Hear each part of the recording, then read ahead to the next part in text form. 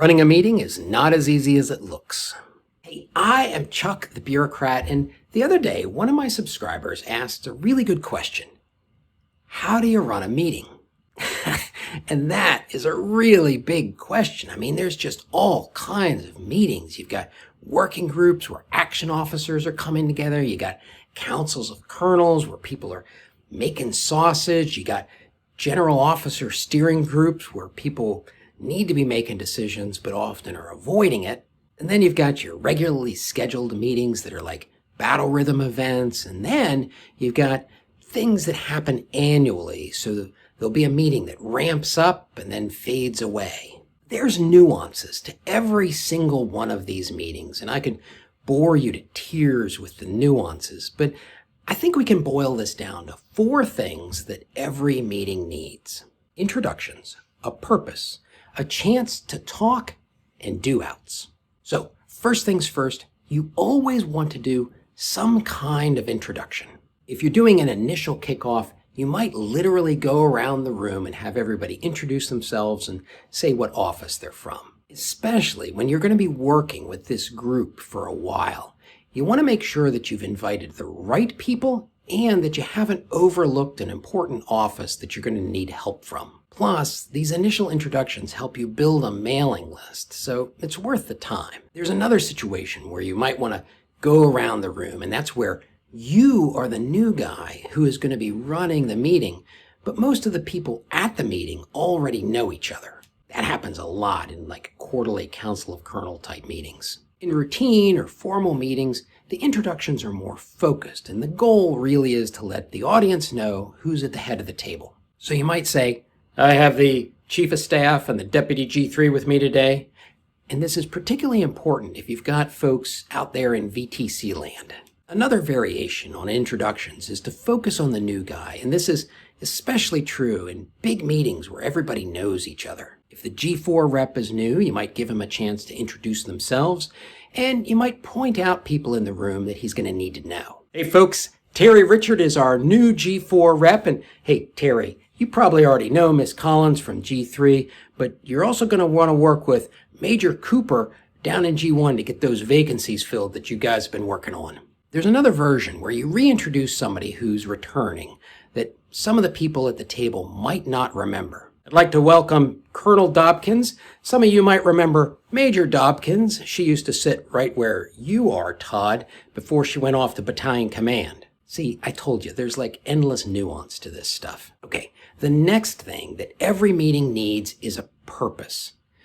A lot of business books will say you need an agenda, but the reality is sometimes you can't actually get one. And a lot of times you can't control the flow of a meeting, but you have to know your purpose. The real reason that you need to have your purpose is that even though it might seem clear and obvious to you, there's going to be some people who come to your meeting and it ain't clear to them. This is particularly true if you want the participants to do anything. They need to know what the desired outcome is so that they can approach the work in the appropriate way. I mean, you're going to get a heck of a lot of resistance if you just try to tell other offices how to do their job. But being clear and upfront about the purpose also helps you control the meeting. It is really hard to keep people on task if you can't state what the task is. And if you haven't told them, you can expect that they will waste your time wandering all over the place. When you think about the purpose of a meeting, there's 2 ways to do it. You can either focus on the purpose of a series of meetings, or you can focus on the purpose of a specific meeting. Personally, I think you need both, but my experience has been that you run into trouble if you don't know the purpose of this specific meeting. Okay, you survived introductions, you've got your purpose, and now you just have to let people talk. I mean, I cover this in a lot more detail in another video. But the bottom line is that people love to talk. In fact, the rule of thumb I use is that the person who talks the most is the person who thinks the meeting went best. So you want people to talk, but you want them to stay on task. Do not let them drag some petty grievance into your meeting. In fact, that's one of the big reasons that you want a clear purpose statement. And when they talk, they want to be heard and understood. So it's not enough to just give them airtime. You got to ask questions. You got to dig deeper. You got to listen actively to two people who might be talking past each other. What that means is you're going to have to exercise some control over who talks and about what. If you're running the meeting, you got a little more power to stop somebody who's taking you down the wrong path. But even if you're not running the meeting, you want to pay attention to the person whose input was misunderstood or overlooked. You might say something like, "Can we come back to what Pat said about the VDAS?" As a final note on giving people a chance to talk, it's always a good idea to wrap up by going around the room. You start with the most junior people and you work your way towards the head of the table. The last element that every meeting needs are do-outs, and trust me, you do not want to leave this one to chance. Just so we're clear here, a do-out is some action item from the meeting. It's something that needs to be done in order to answer a question that came up during the meeting or to be prepared for some future event. Usually, a do-out is less formal than a tasker that comes out through the official automated tracking system.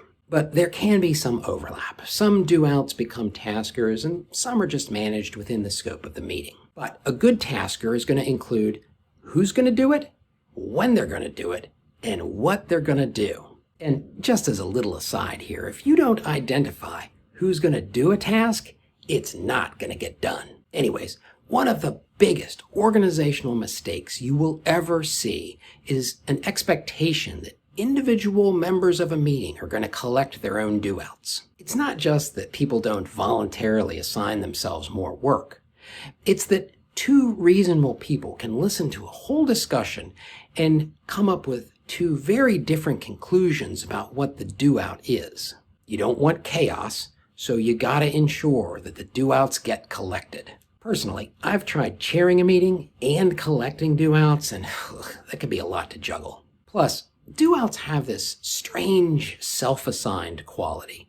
There'll be a discussion about a waiver process, and someone will ask the G1 rep how that process works, and he'll say he doesn't know, but he'll take it as a do-out. If the chair of the meeting later tells the G1 rep that he's responsible for providing the answer on the waiver process, it loses that voluntary information sharing feel and starts to be a little more dictatorial. So what I always like to do is to have somebody collect the do-outs, either one of my guys or an action officer that I know and trust. Then, and this is important, at the end of the meeting, I have this person read back the do-outs. There's usually some refinement. I mean, maybe he missed one, maybe he misunderstood one, and I try to eliminate any do-outs that aren't necessary. Think about that waiver example. Maybe over the course of the meeting, it started to be clear that, well, we don't need a waiver, so we also don't need to know how the waiver process works. Trust me, people really appreciate having things taken off their to-do list.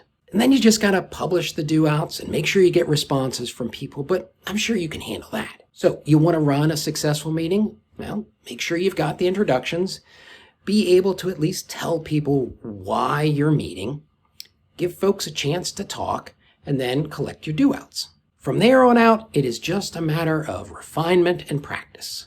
And now, if you want to see one of my favorite techniques for dominating a conference room, watch this video.